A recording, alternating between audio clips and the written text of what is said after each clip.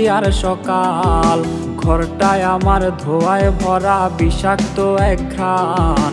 ধোয়ার সাথে হয় না আরে হয় না অভিমান। আবেগ দিয়া নেশার নৌকায় পাংখা লাগাইছি, মাতাল হইয়া পিয়ার কোচে পানি জমাইছি।